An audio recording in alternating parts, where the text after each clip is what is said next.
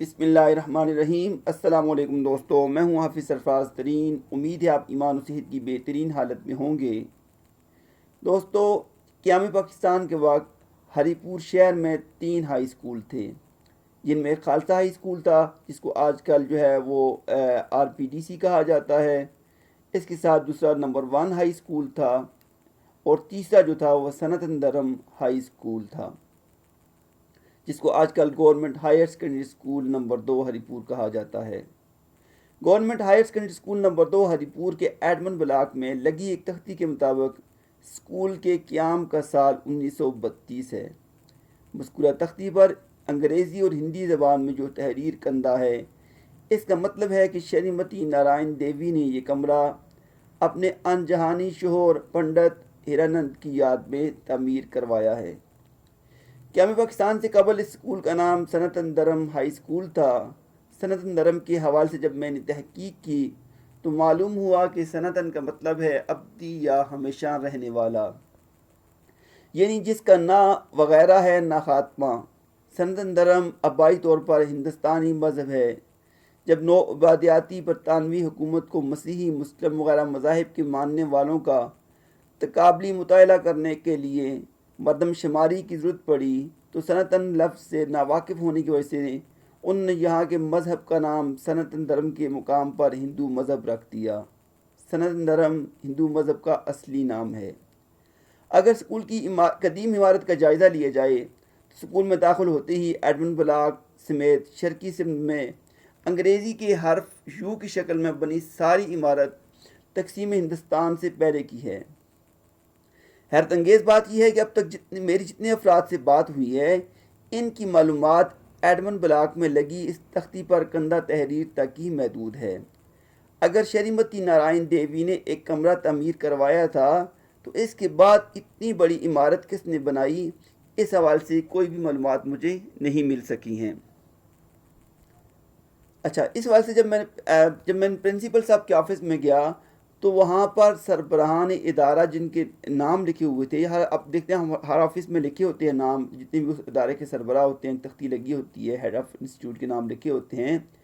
جب میں نے وہاں پر نظر ڈالی تو پہلے سربراہ کے طور پر مجھے نام نظر آیا سید آل نبی کا، جنہوں نے 1 مئی 1949 کو چارج سنبھالا تھا۔ میں نے حیران ہو کر پرنسپل صاحب سے استفسار کیا کہ اگر اسکول 1932 میں قائم ہوا ہے تو اس کے بعد سے 1949 تک جو لوگ اس ادارے کے سربراہ رہے ان کا نام کیوں نہیں درج ہے؟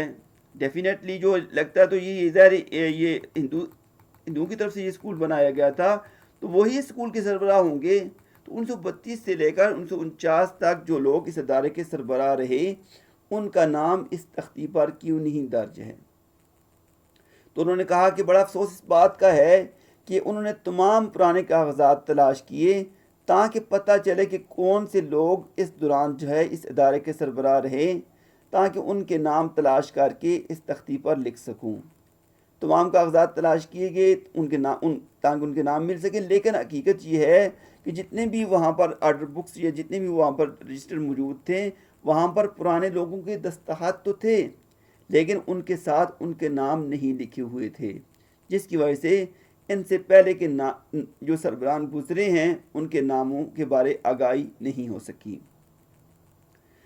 بتایا جاتا ہے کہ اسکول کے سابق ممتاز طلباء میں سابق وزیر خزانہ سرتاج عزیز، معروف شاعر قتیل شفائی، لاہور کے کالج آف کمیونٹی میڈیسن کے سابق پرنسپل، تحریک پاکستان کے کارکن اور متعدد کتابوں کے مصنف ڈاکٹر MS صوفی جو ہے یہاں پر پڑھتے رہے ہیں۔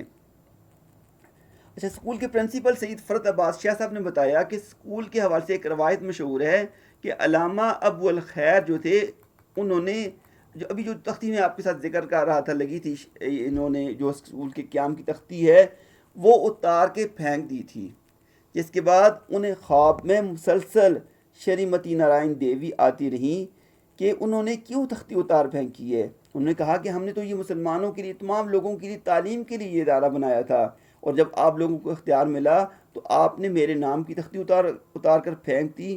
تو یہ اس پہ وہ ان کو بہت زیادہ یعنی خوف کا شکار ہو گئے، اور انہوں نے واپس آ کے دوبارہ جو ہے وہ اٹھایا ملازم کو اور کہا کہ وہ تختی جو آپ نکال کے بڑ خانے میں پھینک دی تھی وہ نکالو اور دوبارہ جو ہے یہ تختی کو یہاں پر لگا دو۔ اس تاریخی اسکول کی عمارت خستہ حالی کا شکار ہو چکی ہے، تاہم کچھ عرصہ قبل صوبائی وزیر اکبر ایوب خان اور یوسف ایوب خان کی کاوشوں سے 2 کروڑ روپے کی لاگت سے عظیم الشان بلڈنگ تعمیر کی گئی ہے۔ اسکول کے پرنسپل فردآباد شاہ اور ان کی ٹیم کی کاوشوں کی بدولت عوام کا اسکول پر اعتماد بحال ہو رہا ہے۔ یہی وجہ ہے کہ گزشتہ 4 سال کے دوران اس اسکول میں طلبہ کی تعداد 400 سے بڑھ کر 940 تک جا پہنچی ہے۔ اسکول کو ترقی دے کر ہائر سیکنڈری اسکول کا درجہ دے دیا گیا ہے۔ اس وقت اس میں میٹرک کے علاوہ فرسٹ ایئر اور سیکنڈ ایئر کی کلاسز بھی چل رہی ہیں۔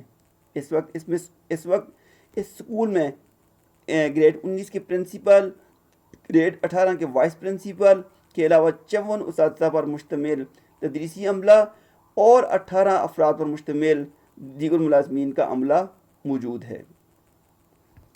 دوستوں میں سمجھتا ہوں کہ یہ معلومات ناکافی ہیں، لیکن مجھے یہی معلومات دستیاب ہو سکی ہیں۔ اگر آپ کے پاس اس اسکول یعنی سنتن نرم ہائی اسکول یا government higher secondary school number 2 Haripur کے حوالے سے کوئی معلومات ہوں تو گزارش ہے کہ وہ میرے ساتھ معلومات شیئر کر دیں۔